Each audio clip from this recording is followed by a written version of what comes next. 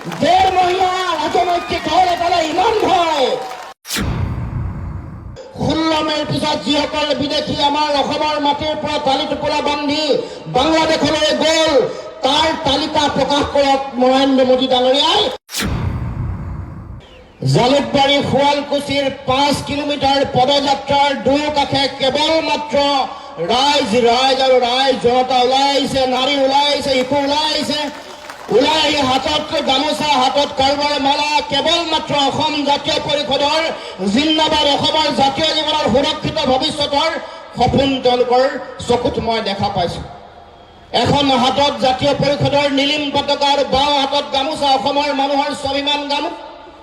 আমি বুজি পালো যে এই সময়ত তেওঁলোকৰ ভয় ভাবুকে কাম দিয়া নাই আৰু জালুকবাৰীৰ অৱস্থা যে তথৈবচ। মহিলাসকলৰ স্বাভিমান ভ্ৰষ্ট উদ্যোগক যে হত্যা কৰিলে, তিল তিলকৈ সত্যৰ মুখলৈ ঠেলি দিয়া হ'ল। যোৱা 4.5 বছৰীয়া শাসনত, তাৰ আগতে তাৰ বিধায়কগৰাকী 15 বছৰ শাসনত আছিল।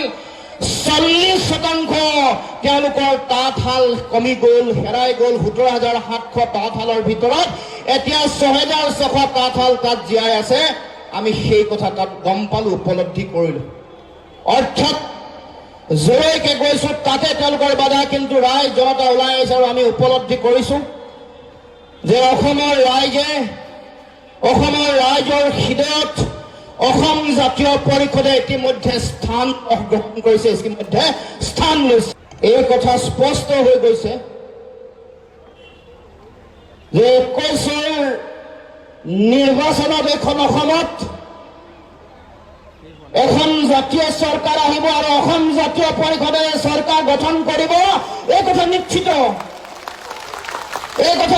অসমত জাতীয়তাবাদৰ চৰকাৰ আহিব, জাতীয় চৰকাৰ আহিব আৰু অসম জাতীয় পৰিষদে চৰকাৰ গঠন কৰিব, এই কথা নিশ্চিত।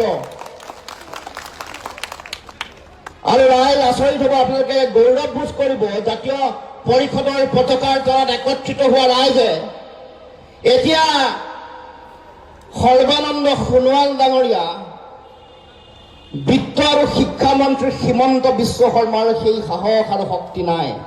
তেওঁলোকে অসম জাতীয় পৰিষদৰ লগত তেওঁলোকে যুঁজ কৰাৰ শক্তি আৰু সামৰ্থ্য নাই।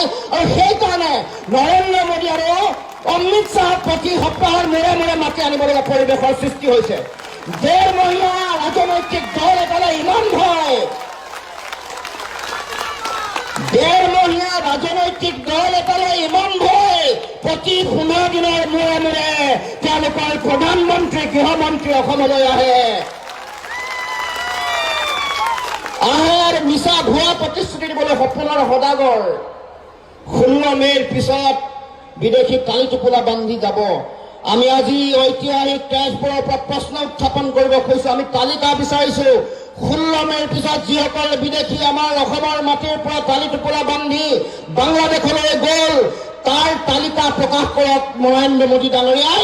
এই প্ৰত্যাহ্বান মই জনাইছো। নামসহ তেওঁলোকে তালিকা প্ৰকাশ কৰক, প্ৰত্যাহ্বান জনাইছো। 16 মে'ৰ পিছত কিমান বিদেশী অসমৰ মাটিৰ পৰা ইয়াৰ পৰা গুচি গ'ল। আজি ঢেকীয়াজুলিৰ এই সভাখনলৈ পুনৰ সপোনৰ সদাগৰ, মিছাৰ ইতিহাস গঢ়া, গিনিজ বুক অফ ৱৰ্ল্ড ৰেকৰ্ডত নাম পাবৰ কাৰণে ইতিমধ্যে আগবাঢ়ি যোৱা নৰেন্দ্ৰ মোদী ডাঙৰীয়াই অসমলৈ আহি আজি সাহস নহ'ল অসম চুক্তি সম্পৰ্কত কথা ক'বলৈ। আনকি কা আন্দোলনৰ সময়ত কা আন্দোলনটোক বাধা দিবৰ কাৰণে তেওঁলোকে গঠন কৰি দিয়া অসম চুক্তি ৰূপায়ণৰ উচ্চ পৰ্যায়ৰ সমিতিয়ে দিয়া প্ৰতিবেদন কাৰ্যকৰী যোৱা 8.5 মাহে কৰিব নোৱাৰা এইখন চৰকাৰে কেতিয়া 6 নম্বৰ দফাৰ এই প্ৰতিবেদন কাৰ্যকৰী কৰিব সেই সম্পৰ্কত ক'বলৈ ঢেকীয়াজুলিত তেওঁলোকৰ সাহস নহ'ল। বান গৰাখহনীয়াৰ কথা ক'বলৈ সাহস নহ'ল। ৰাষ্ট্ৰীয় সমস্যা হিচাপে ঘোষণা কৰিম বুলি কৈছিল, ক'বলৈ এটা বাক্য, এটা শব্দ উল্লেখ কৰিব নোৱাৰিলে। বানমুক্ত অসম কৰিম বুলি কৈ ৰাইজক পুনৰ বিশ্বাসঘাতকতাৰ প্ৰতাৰণা কৰিবৰ কাৰণে উঠিবই লাগিছে। যোৱা 4.5 বছৰতকৈ বেছি সময় বান গৰাখহনীয়াক ৰাষ্ট্ৰীয় সমস্যা হিচাপে ঘোষণা কৰিব নোৱাৰিলে। তাৰ বিপৰীতে বান ব্যৱস্থাপনাৰ কাৰণে আবণ্টিত ধনৰ 60% কাটি দিয়া হ'ল কেন্দ্ৰীয় চৰকাৰে দিল্লীয়ে। এই হ'ল দিল্লীৰ প্ৰতি অসমৰ প্ৰতি তেওঁলোকে কৰা দৃষ্টিভংগী, তেওঁলোকে দিয়া দৰদ আৰু মৰম।